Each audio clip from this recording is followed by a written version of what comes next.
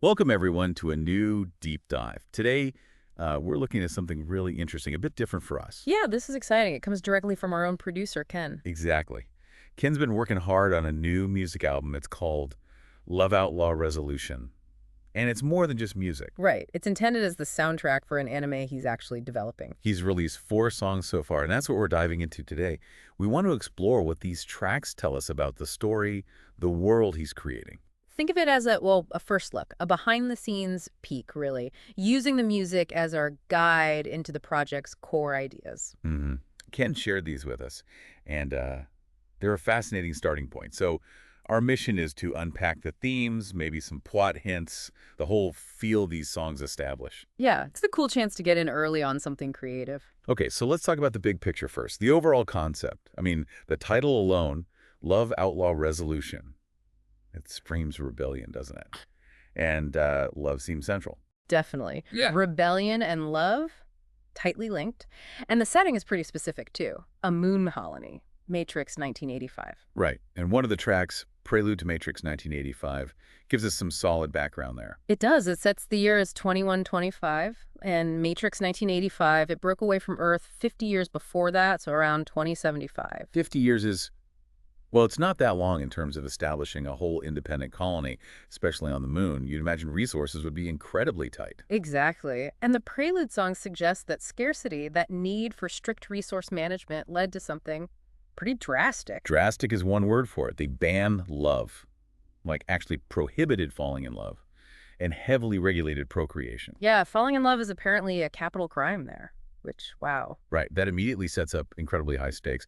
How does a society even function like that? I mean, suppressing such a basic human See? thing. It raises so many questions, doesn't it? How do they enforce it? What are the psychological effects? You mentioned regulated procreation, too. That hints at maybe some deeper level of control. For sure.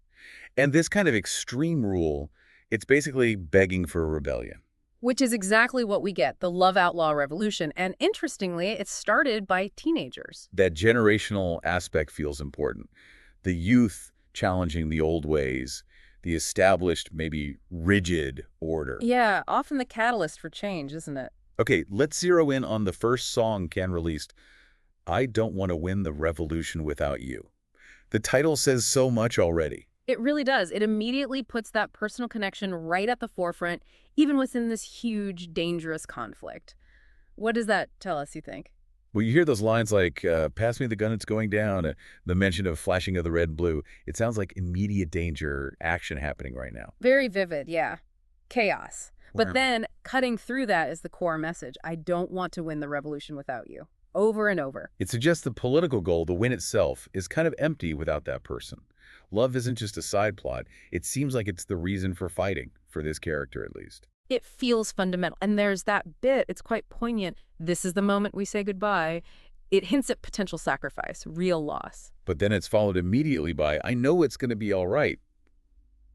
That suggests such a deep trust, right? A bond that holds even when facing the absolute worst. That's a common theme in these kinds of stories, isn't it? That reliance on close bonds when everything else is falling apart. They become anchors. And they don't just see it as affection. It's almost like destiny. We were built to last. We're the chosen ones, and I know you're the one for me. Exactly. It elevates the relationship. It's not just a reason to fight the system. It is the fight. Their love itself is an act of defiance against those rules. Love is the rebellion's core. Okay, moving to the second track, L-type configuration. The whole vibe changes here, I thought. It feels much more secret, intimate. Definitely more clandestine. You get phrases like, met beneath the crater glow, stardust whispers secrets low. It really uses that lunar setting to create atmosphere. Yeah, you can almost picture them hiding, whispering. And love, forbidden shadowed skies, brings us right back to the rules they're breaking. And that line, oh, it's powerful. They wrote the rules, they drew the lines. But love like ours, it redefines. It's not just rule breaking, it's saying their connection is bigger than the colony's definitions. It transcends the lines they drew. And you get that strong sense of being hunted, almost. The moon's a stage, we're on the run, a cosmic crime. Our hearts are one. It really hits home the danger they're constantly in, doesn't it? Just for being together. Makes you think about how they manage it, stolen moments, secret codes, maybe. And the song insists their love is unbreakable. No chains can bound, the galaxy can't gauge our flame. No rulebook stops a love untamed. In this world, those aren't just romantic lines. They're statements of defiance, resilience, like their love is a natural force the sterile society just can't crush. I also caught that detail. Dance in silence, unseen, unheard. Our love's a secret, a whispered word. Hmm. It's quite visual, isn't it? The secrecy, the fear, but also the beauty in those hidden moments. Which leads us nicely into the third track, Prelude to Matrix, 1985. This one feels like the exposition dump, but in a good way. It lays out the why. Yeah, this is where we explicitly get the year 2125, the colony breaking away 50 years prior because of resources, leading directly to the ban on love. It connects the dots. And it clearly names the Love Outlaw Revolution and states it was started by teenagers. This track really solidifies the premise. And the lyrics here feel more like a call to arms, building that tension. Heat whispers in the lunar dust tonight. Or the very direct, they told us love was not our right. You feel things simmering. Definitely a growing unrest. And I love the contrast it draws. Their cold machines can't read our veins, but in our pulse, the truth remains. Ooh, that's good. It's pitting raw human emotion, something inherent and maybe biological, against this cold, calculating control system. The machines can't get it. Exactly. Love as something unquantifiable, uncontrollable by their logic. And the revolution's message just rings out. We are the love outlaws drinking free, defying rules of gravity with every kiss. We light the fuse, a revolution we cannot lose. Using a kiss to light the fuse of revolution, it's very poetic, very defiant imagery. Love isn't just personal, it's the weapon. Yeah, it's romantic, but incredibly rebellious. And they're aiming high, too.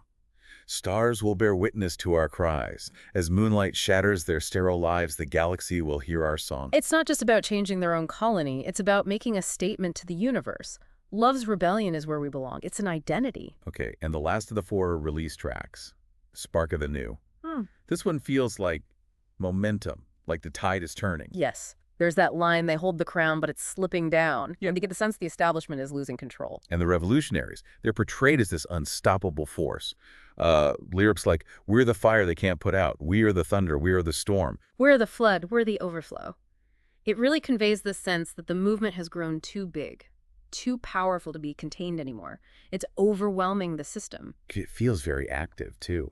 Not just resisting, but pushing forward. The streets are alive with a burning shout. We'll take the sky and flip it around, and breaking the rules we were never born to follow. They're not just tearing down, they're building. With every step, we're breaking stone, and crucially, we'll build our own, creating their own future. And it loops back to the youth aspect again. The young will rise. It's our time to shine. Reinforces that idea of a new generation forging its own path. Definitely. Their future depends on this revolution succeeding, and there's a real sense of, well, confidence, maybe inevitability in this track. Yeah, like their clock is ticking, their walls decay, and their hands are trembling, their words are gray. It contrasts the decaying old guard with the rebel's energy. We've got the guts to pave our way. There's a certainty there. So, okay, stepping back, these 4 songs, they paint a really vivid picture, don't they? Love Outlaw Revolution seems like it's setting up this epic story. Absolutely. A narrative-driven soundtrack for what sounds like a compelling anime. You've got this totalitarian moon colony, the extreme love ban, and this burgeoning rebellion fueled by love. The themes are clear. Forbidden romance, defiance against oppression, and just how crucial personal connections are, especially when you're trying to change the world. It's a strong start. It really is. A fascinating glimpse into Ken's world building. So for you, our listener, having heard about these tracks, what grabs you the most? Is it the world of Matrix 1985, the love ban itself, the characters fighting back? Yeah, what kind of journey do you imagine for these love outlaws? What are the emotional highs and lows you anticipate based on this music? We'd really encourage you maybe go back and listen to those 4 songs again if you can. Think about how the sound, the music itself, might add to the story the lyrics are telling. How does it all work together to create this atmosphere, this emotional landscape Ken's building? It's been really interesting digging into this early stage. It definitely feels like a project with a lot of potential, combining sci-fi, romance, rebellion. It'll be fascinating to see how the full album and eventually the anime expands on these powerful themes: love, revolution, and finding humanity on a sterile moon. Compelling stuff.